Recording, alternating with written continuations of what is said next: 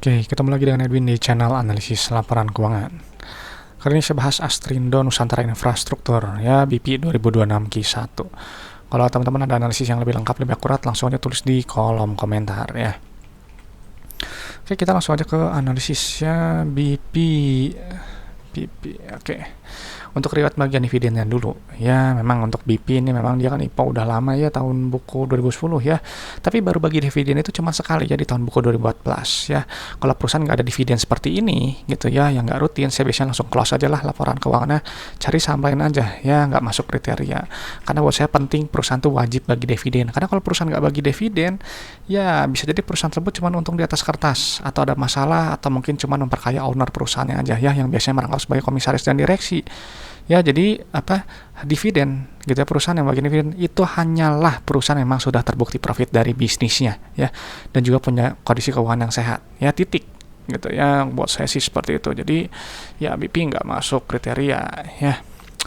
Jadi kalau perusahaan yang yang seperti ini gitu ya, dari di screening awal dividen nggak ada, mau harganya misalnya naik berkali-kali lipat juga saya biasanya nggak akan tertarik ya. Oke, kita langsung ke ini satuannya USD ya, pindahin dulu satuannya USD. Seperti bisa kas. Kenapa? Untuk melihat jumlah uang yang ada dalam dompet perusahaan ya. Di sini posisi kasnya dia turun 6,6 juta USD setara 21%. Nanti kita cek lagi ya di laporan arus kasnya, penurunan ini disebabkan oleh apa.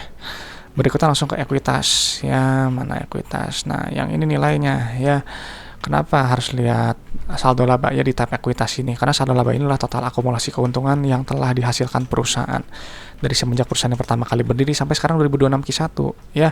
Nah, jadi kalau saldo laba negatif seperti ini artinya defisit. Artinya BP ini sampai 2026 Q1 nggak pernah untung, alias mencetak total kerugian ya, mengakumulasikan total kerugian sampai 192 juta USD ya. Jadi kalau saldo laba negatif, dia nggak akan bisa bagi dividen. Titik. Ya, karena apa? Karena nggak ada keuntungan. Apa yang mau dibagikan? Ya kan akumulasi kerugian. Ya, sampai 2026 Q1 gitu. Jadi otomatis ya yang seperti ini termasuk kategori bermasalah kalau buat saya. Ya, jadi sekali lagi kalau harganya naik ke 1000, 2000, saya sih nggak peduli ya gitu. Karena saya percaya dalam jangka panjang nanti juga harga itu akan mengikuti kinerja perusahaan ya gitu. Tapi mungkin kalau teman-teman yang jadi trader ya itu beda cerita ya, pasti senang gitu, karena seingat saya BP termasuk yang aktif diperdagangkan ya gitu. Jadi menarik perhatian para trader. Oke, di sini ya udahlah negatif. Nah, secara PBV juga ya premium ya, di PBV fair value ya, PBV di 1,06 ya gitu untuk perusahaan yang defisit ya, yang nggak bagi dividen. Berikutnya kita ke pendapatan ya, untuk melihat pertumbuhan perusahaan ya. Yang ini nilainya kita pindahkan dulu ya. Di sini memang pendapatannya tuh turun drastis ya, 25 juta USD setara 34%. Berikut nanti pendapatan dikurangi oleh harga modal, dapat laba bruto. Yang ini nilainya untuk melihat inti efisiensi perusahaan ya, lewat gross profit margin. Nah, di sini laba bruto turun 526 miliar. 526 ribu USD ya, turun setara 3%. Nah, tapi GPM ya ini menariknya, dia ada perbaikannya, naik dari 22% jadi 32% ya. Nanti laba bruto kita kurangi dengan beban operasional, non operasional, beban pajak. Nanti kita dapat laba periode berjalan ya. Nah, di sini kita lihat perusahaannya sedang merugi ya. Tuh. Nah, di sini kita lihat ya, sebelumnya untung 3,5, sekarang rugi 72.000 USD. Ya, jadi PR-nya ya otomatis negatif ya. Defisit negatif. Nah, ini tinggal kita lihat nih CFO-nya ya, karena ini ya sisi profitabilitas juga berarti nggak bagus ya, kurang begitu bagus ya. Nah, kita lihat langsung ke penerimaan kas dari pelanggannya ya, untuk di cash flow. Di sini untuk melihat jumlah uang yang customer bayar ke perusahaan. Di sini penerimaan kasnya turun 18,5 juta USD ya, dari sebelumnya 63 sekarang 45 juta. Nah, di sini penerimaan kasnya tapi ini masih bagus ya, di 95%, jauh naik signifikan dibandingkan dengan sebelumnya di 87%. Kalau di sini di bawah 90% saya asumsikan perusahaan kurang bagus dalam melakukan penagihan piutang gitu. Karena kan gini, dia bilang pendapatan 72 juta, uang diterima cuma 63 juta. Ya, sisanya berubah jadi piutang yang harus ditagih gitu.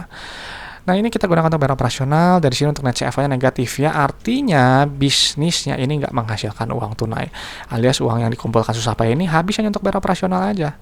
Lihat, terima uang 45 juta ya, bayar supplier udah 35, sisa 10, bayar beban bunga, beban keuangan 14, udah negatif duluan, udah habis ya uangnya gitu ya. Jadi ini termasuk perusahaan yang triple red flag buat saya ya. Kenapa? Karena saldo laba negatif artinya kan nggak pernah untung ya dari dulu sampai sekarang ya. Memang dia bisa untung ya, ini dulu bagi dividen ya gitu, dia di sini saldo laba masih positif, cuman ya Anda patokannya mau kemana gitu ya. Karena ada beberapa viewer itu dia jadi patokannya ke masa lalu, dulu sempat bagi dividen Pak gini, ya udah Anda patokannya ke 2014 aja yang lama. Kalau saya sih patokannya ke laporan keuangan terbaru ya 2026, yang lama-lama sih udah nggak berarti apa-apa buat saya ya gitu. Jadi ini apa, defisit gitu ya, rugi juga, net CFO negatif ya gitu. Jadi profitabilitas ya udah bisa dibilang ya kurang begitu bagus, operasional juga nggak bagus ya kan, uangnya habis ya. Nah di sini untuk kita net CFO-nya di sini nilainya positif, artinya perusahaan ya dia menahan ekspansinya ya. Nah di sini memang dia dapat dividen dari Ventura bersamanya ya, memang nggak dicatat di CALK-nya gitu, tapi beruntung nih dapat dividen bisa untuk bantu apa, bayar tadi si operasional yang nggak nutup tadi ya. Tapi tetap ya nggak akan bisa dibagikan dividen. Kenapa? Karena ya patokannya selalu dari saldo laba ya, ada 3 syarat ya untuk bagi dividen tadi. Saldo laba positif, ada laba artinya, dan juga ada uang kas yang dibagikan ya, uang kasnya cukup ya, dan juga yang terakhir persetujuan apa, pemegang saham ya. Oke, lalu untuk pendanaannya di sini nilainya negatif, ada perusahaan melunasi pinjamannya ya.